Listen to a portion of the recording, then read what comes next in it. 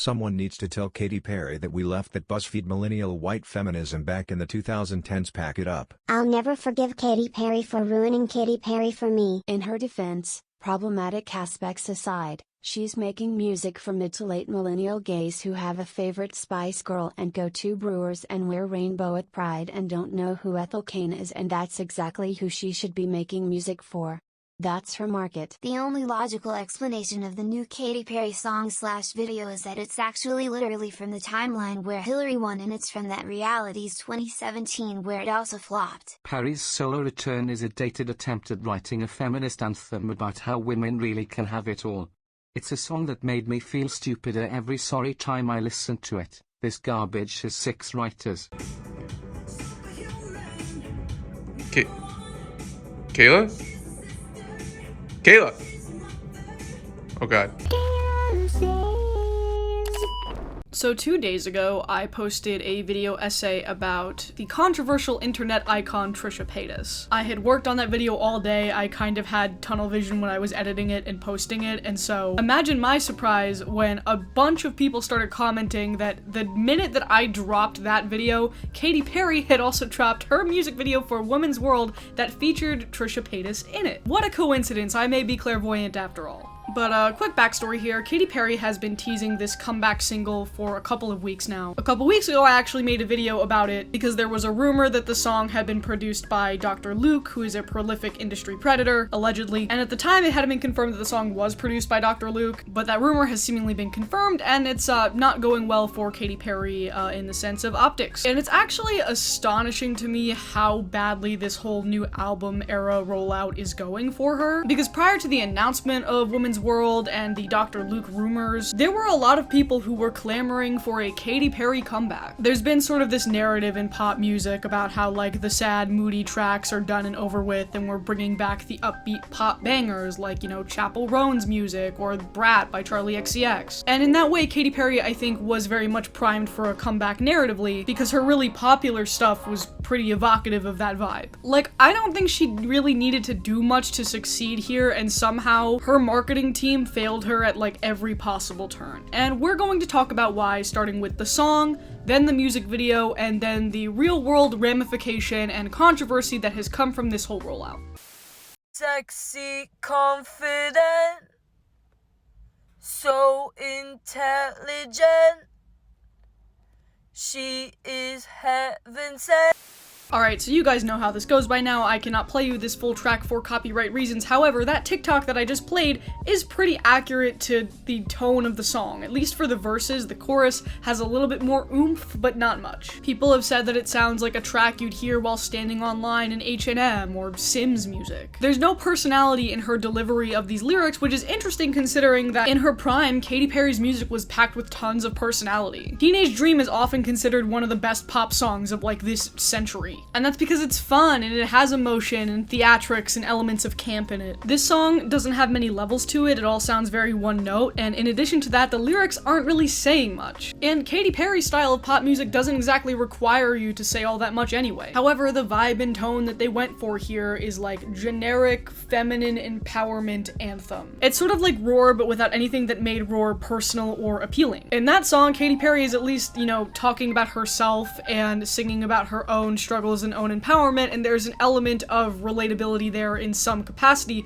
whereas here, she's just singing about, like, women, and how women are sexy, and strong, and smart. As harsh as this sounds, I feel like a lot of people would have overlooked the controversies with the rest of Katy Perry's new era rollout if the song was actually good. Not that that's right, that's just kind of how, like, the internet works. But this is just comprised of like the soulless corporate vibe that everybody hates right now. And I think a lot of people were holding out hope for the release of the music video in addition to the full song because we'd only heard snippets for the last couple of weeks. And the music video made everything even more confusing. Unfortunately, I cannot just play it while I'm describing it for both copyright and ad suitability reasons because there's a lot of titties in here. But I'll try my best to sort of match up what I'm saying with a visual indicator. I encourage you to go watch the music video first and then come back. But from what I understand, this music video is sort of broken up into like two halves. The first is probably what you've seen in a lot of teasers for this thing, where it's like Rosie the Riveter inspired. It's Katy Perry and a bunch of dancers in these like construction, sexy kind of outfits. They're doing the choreo, they're pissing in urinals, there's a slow motion jiggly boob shot. Then after this whole dance sequence, she gets crushed by an anvil, and there's like a flattened version of her that wakes up in a nondescript location. It reminded me of that like anti-smoking commercial from a really long time ago with like the flat bitch on the couch. Then she wakes up in like a post-apocalyptic hell world where she's wearing robot legs, and there's like women smashing stuff and a pregnant lady and two conventionally attractive white gay men kissing each other in the street. Then her legs run out of batteries, so she injects fuel into her ass, and then she runs into Trisha Paytas pulling a monster truck with a rope, and then the two of them decide to get into the monster truck and drive it around, and they drive it to like a residential neighborhood. There is also a bedazzled uterus hanging in the window of the monster truck because hooray for bioessentialism, I guess. Then she sees a girl in a yard doing a TikTok dance in front of an iPhone, and the iPhone is on like one of those ring light stands, but it looks like the feminist symbol. And then Katy Perry does the dance with her and then takes it away. And then Katy Perry gets in a helicopter, and the girl who is doing the dance with her screams from the ground and is like, "Who are you?" And then she goes, "I'm Katy Perry," and that's the end. So I know this has become like a throwaway criticism, but I legitimately do mean it here.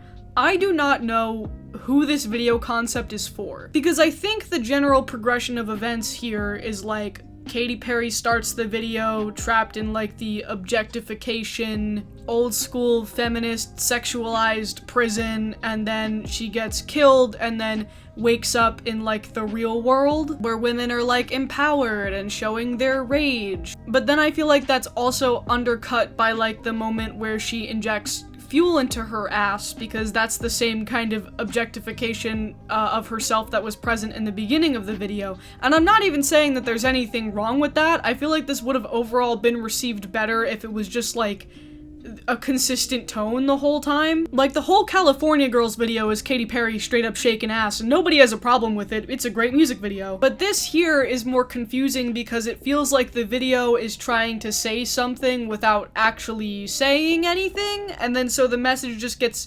confused and just not received well all the way through. It's bro-y and objectifying to the point where it turns some people off for just being straight up sexualization and anti-feminist in its own right. But I think there's a larger group of people who don't even really care about that, and they just really don't like being pandered to. You know, the underlying insistence that this video is actually progressive because it has two gay men kissing and a bedazzled uterus and Trisha Paytas in a monster truck and a woman of color doing a TikTok dance. I just don't know what the intended audience was here. It feels like in some ways they were trying to cater to Gen Z and under, but the whole sensibility and overall motif of it feels very millennial and above. And again, I'm just so surprised at how badly she fumbled this bag, because people wanted a Katy Perry comeback. They wanted dumb, loud, flashy pop music to make a comeback and be the dominant zeitgeist, but she somehow took that and ran with it in like an impossible direction for anyone to get behind. Which brings me to my last point. Perhaps no matter what the contents of the actual song or the video was,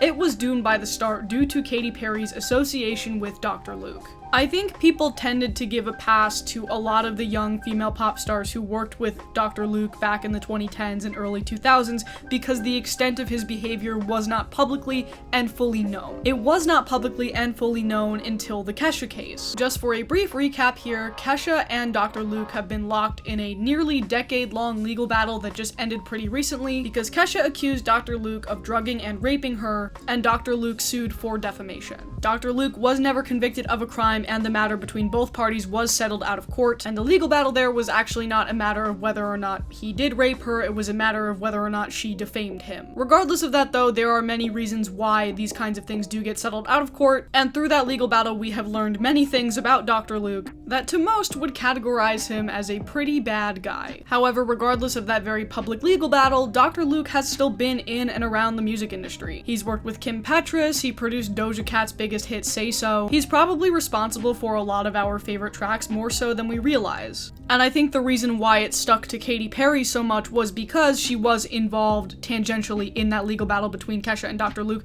I will link resources in the description down below. It is a very long and complicated case, and so most people argue that at this point, Katy Perry was more than aware of the Dr. Luke allegations and had every reason not to work with him for this next era, especially because she's Katy Perry and she can probably work with anybody that she wants to. And to make matters worse, the first track that was released off of Katy Perry's new album was supposed to be about woman empowerment, and there's nothing necessarily empowering about working with a music producer who is notoriously not a great person to be around, especially if you are a young impressionable female pop star who has worked under him. So while some people argue that it is not morally consistent for people to be harping on Katy Perry for working with Dr. Luke because other people also have and it hasn't been made a big deal in some other cases, narratively I think it was important this time around for Katy Perry to take a stance and not work with him in order to maintain some form of built-in goodwill. I don't really know what happens from here. Katy Perry's new album 143 is scheduled to release in September, and so my guess is that they try to pull another track from this album and try to release it as another single before then in order to kind of save it. But this seems like a pretty insurmountable scandal to come back from already in something as meticulous as an album rollout, so I guess we are just going to have to wait and see how the rest of this goes. Thanks so much for watching, you guys. A reminder that you can connect with me in the social media listed in this beautiful link tree, which can be found in the description down below. While you are down in the comments today, let me know who you think is having a worse year rollout-wise, JoJo Siwa or Katy Perry. I think it's still JoJo, but it seems as though the tides could be turning on that really quick. Who the living just booed me? Where the did that come from? Sexy, confident, so intelligent.